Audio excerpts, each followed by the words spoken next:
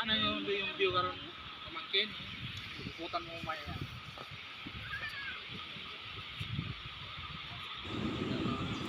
Mga Kanoyski, magandang umaga sa inyong lahat.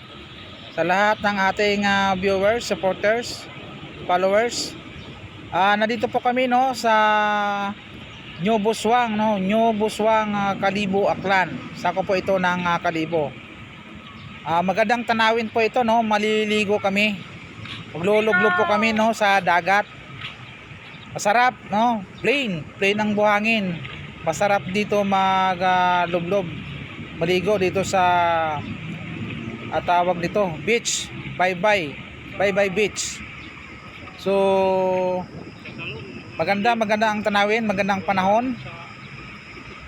Sa kabila nito no, yung kung matatanaw kung nakukuha na ng video, yun po ay Port Pier. Daungan din po yun ng mga ng Barcoso zone no, baga yan ay magiging daungan na yan. So inaantabayanan sa ngayon yan bago pong gawa o tayo yung pier.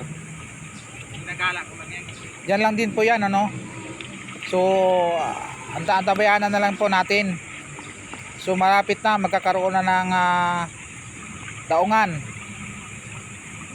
ng bagsakan ng mga produkto na manggagaling sa Batangas.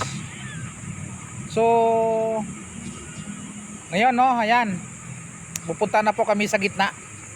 Bali maliligo na po kami doon hanggang baywang po ang tubig.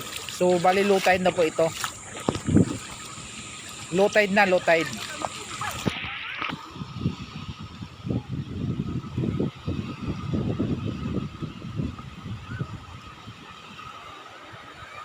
Ito na ngayon kami Mga Kanoyski no, ito. Umahon na po kami no, galing doon sa gitna ng Baybay Beach. At medyo maga 11:13 na po ng umaga. Medyo masakit na yung sikat ng araw. Bali nakakasunog na po ito ng balat no. So ahon na po kami. Bali pupunta na po kami doon sa aming tinuluyan sa bahay ng aking pinsan. So ngayon doon na po kami magpatuloy no. Mag-iihaw po kami ng isda doon, tahong o ano man po ang aming mabili. Nandun na po kami mag happenings no.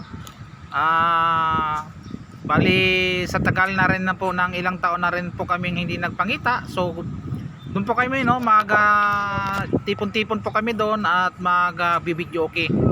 May kasayahan pong konti.